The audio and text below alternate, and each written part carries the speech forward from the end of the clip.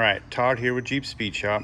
Here we're going to talk about a 8-speed and behind a 3.6 liter from 12 to 18, and we always do the truck transmission. So this is an 850 out of a Dodge Ram truck, and this one I think came out of a 23 Dodge Ram truck, but I think the 850 came out in 2020, maybe late 2019, and you got to have a four-wheel drive.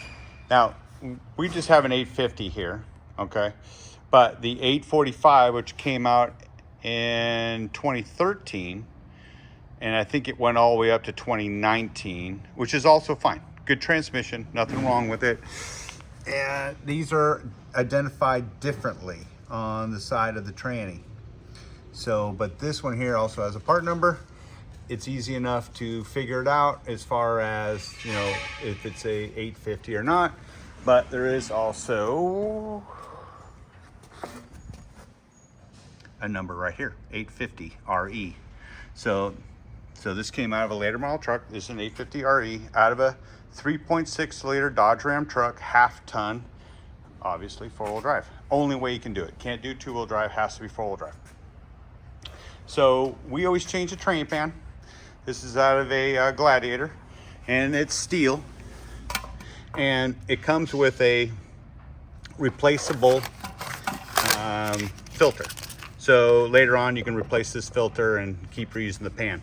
And you know what, you got a Jeep, you want a steel pan. So we always change filters. This one here has got a new pan on it too, even though it's a low mileage, good tranny. We always put a new filter and pan. It's just a good practice. So we're gonna go down our parts list and pieces here for putting a this 850 inside of a Jeep JK. Now this is only for the 12 to 18s, 3.6 liters only. If you have a 3.8 liter, we don't have a transmission. There's no transmission for that. So you have to buy this cable bracket for the four-wheel drive cable, and this comes out of a actually I think it came out of a stick shift Jeep JK, the earlier ones, and there's the part number you can kind of see. So this part here is kind of written out on a Sharpie. You're gonna need to cut that out so that it'll fit in just like so. So you got to cut this piece out. As you can see, it's going to be bolted to here and here. All right, so that the cable can go back in the location so that you can hook it to the transfer case. So you're also going to need this plate. This is plate B. All right, here's the module that we use. All right, you're going to need that. This is the bezel. Now we just so happen to have a shifter here that was from a Charger. So Charger boots are a little more squared off. As you can see, this bezel is a little more squared off, so you need a bezel. This is the floor plate and spacers, and it also comes with nuts. That comes with the wiring harness and the module. And then you buy this separately. It's like 50 bucks. This plate also $50. You need it because this transmission is 2 inches longer. So everything goes back 2 inches. And then this shifter will bolt right here, and it bolts down to the plate, and the spacers bring it up so that it fits into the right location, and then this goes into place just like so. And you get the shifter. So we only sell the plate, the wiring, the module, the bezel, and this tranny plate, plate B. That's all we sell. You go get the shifter, which would be out of 15 and newer Challenger or Charger, either one. Any 8-speed Challenger or Charger. So it doesn't matter if it's a 3.6, doesn't matter if it's a 5.7 or a 6.4. All the shifters, as long as it's an 8-speed, it'll work. So that's the shifter we use. Works best, trust me. So now for the 850, there's a couple different plates that you'll need, and this is the plate that you're going to reuse your rubber isolator, which would bolt back into here. You know, there's these two plates here, and they're going to be in my build of material list that I'll send you. And these came from basically this truck. So if you get this transmission and you get these plates, then you don't need to go buy them. Now, if you don't get these, you can't get them. We also make an adapter that we used to use for our 545 RFEs. Now, this also bolts up to the back, right to here. It'll bolt up right here.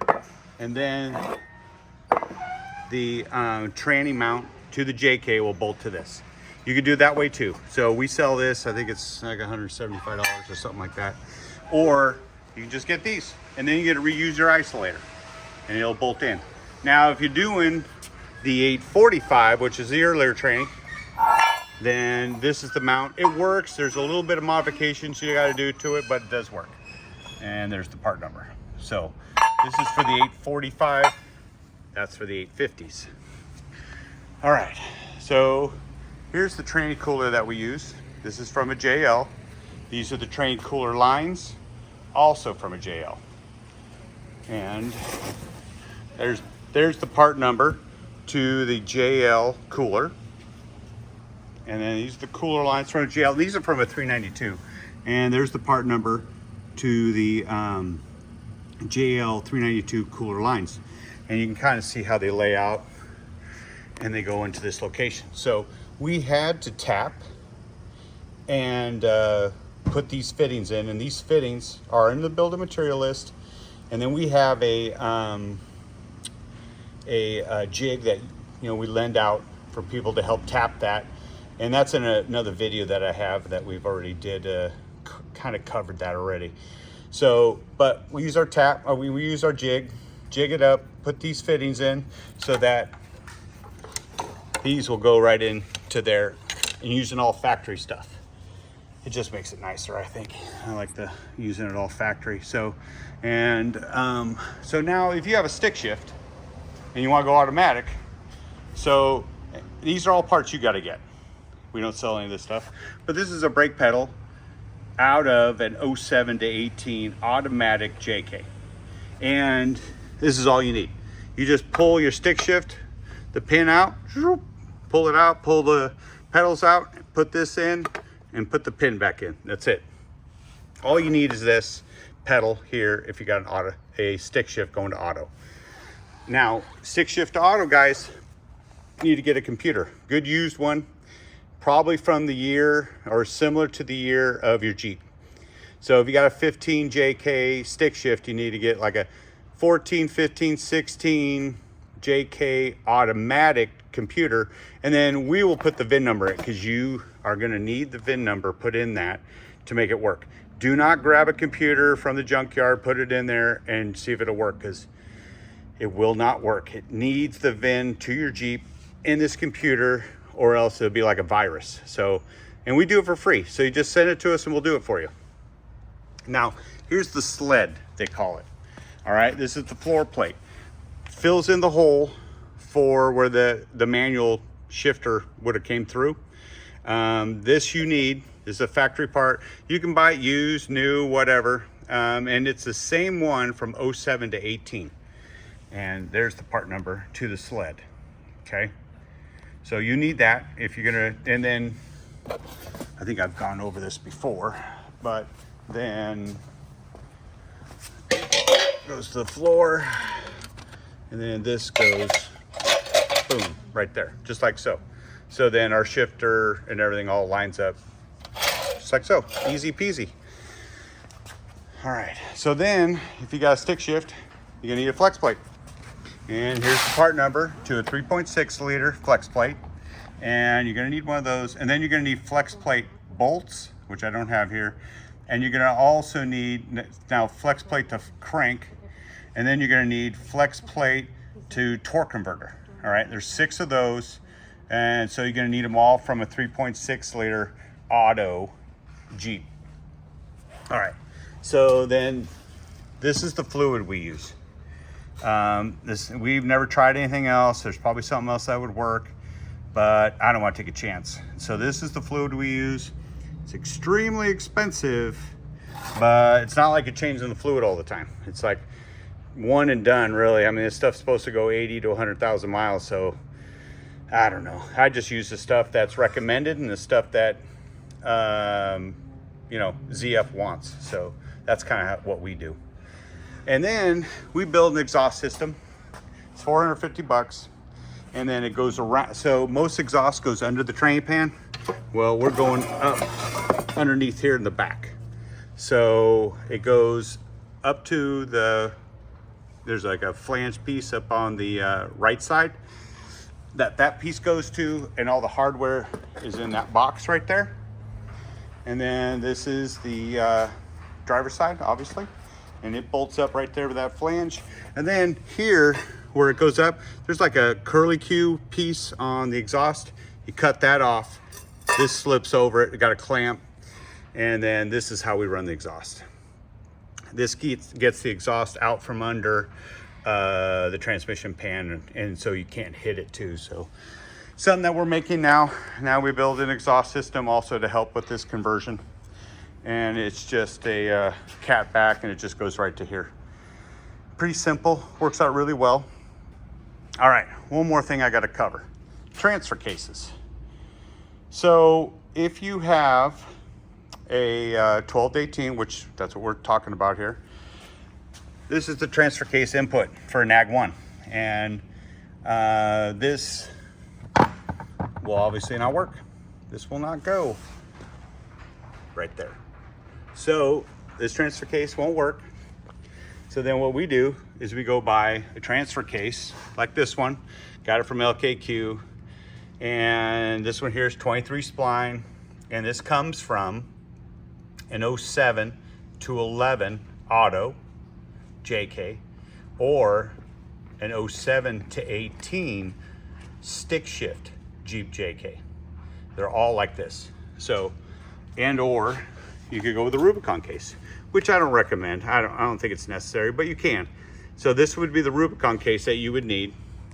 You know, if you have, you know, the 12 to 18 Rubicon case, we went over it in a video earlier on how to convert this front half of the transfer case to this setup. This 23 spline is basically a stick shift transfer case or 7 to 11 auto. So this will work behind that, and this will work also, but this will not work. So this is not going to work because the splines are on the outside. There's nothing in here for it to line up to like this. So this transfer case is not going to work. This is a 272. This is also a 272. This is right here on the back, right there, 272. And this one also. Oh, it doesn't have the tag, but it is 272. And then this one here is a 4 to 1. So it also works. It's just a lot of gear. You know what I mean? So that's a 4 to 1. So this transfer case and that transfer case will work. This one will not. All right. Well, I think I touched on everything here on this 8-speed deal. So if there's any questions, just add them in the comments section. I will work through it and help everybody get these things done. So far, this has been working out really well. And this 8-speed thing has been a huge improvement. It's like 30 horsepower. And plus you get 4.71 to 1 first gear, and you get like almost 2 overdrives of the NAG1. So this is huge. This transmission has really been a game changer. And you know, if you can't afford a Hemi, I think this is like the next best thing. And if you did go to a Hemi, I mean, 8-speed's obviously the best way to go to also, but we're talking about the 3.6 liters. We're not talking about V8s right now. And this has been a huge improvement, and we've been having great success with so many guys. And these transmissions are cheap. This one here, I think, cost me, I think it was 1,200 bucks from LKQ. And they're not that expensive. And this thing here, I don't think it had, you know, 200 miles on it or something. You know, it's really low miles. So there's a bunch of them out there. This is definitely an awesome improvement. And I think it's the way to go. All right, I think that's it. So like and subscribe our channel so that we can keep pushing these videos to help everybody. I just want to help everybody get this job done in the easiest way possible, just so that, you know, this all works out. All right, Jeep Speed Shop out.